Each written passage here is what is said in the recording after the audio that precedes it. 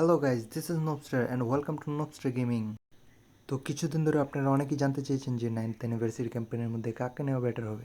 তো ভিডিও শুরু করার আগে আপনারা অবশ্যই চ্যানেলটিকে সাবস্ক্রাইব করে নেবেন এবং পাশে থাকা বেল আইকনটিতে প্রেস করে দেবেন। শুরুতে আছে কিমিচের এই কার্ডটা। এই কার্ডটা ডিএমএফ পজিশনে অনেক ভালো একটা কার্ড, তবে আপনারা চাইলে এখানে আরবি কিংবা সিএমএফও খেলাতে পারেন। তো আপনাদের যাদের ডিএমএফ পজিশনে কোনো প্লেয়ার লাগবে, তারা চোখ বন্ধ করে কিমিচের এই কার্ডটা নিতে পারেন। এই কার্ডটিতে ভালো ডিফেন্সিভ স্টেটও রয়েছে, এছাড়াও পাসিংও অনেক ভালো। তো আমাদের লিস্টের 2 নম্বর পজিশনে রয়েছে সিবির এই কার্ডটা।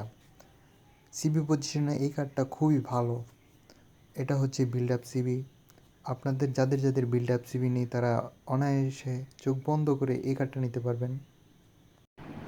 তো এরপরে যে কার্ডটা আছে সেটা হচ্ছে এলবি পজিশনের এই কার্ডটা। এই কার্ডটা আপনারা ক্রসিংয়ের জন্য যারা ভালো ক্রসিং খেলাতে পারেন এবং যারা ভালো রান মেক করতে পারেন, তাদের জন্য এই কার্ডটা অনেক ভালো একটা কার্ড। এরপর সেম লেফট ব্যাক পজিশনের মধ্যে আমাদের রয়েছে আরও একটা কার্ড।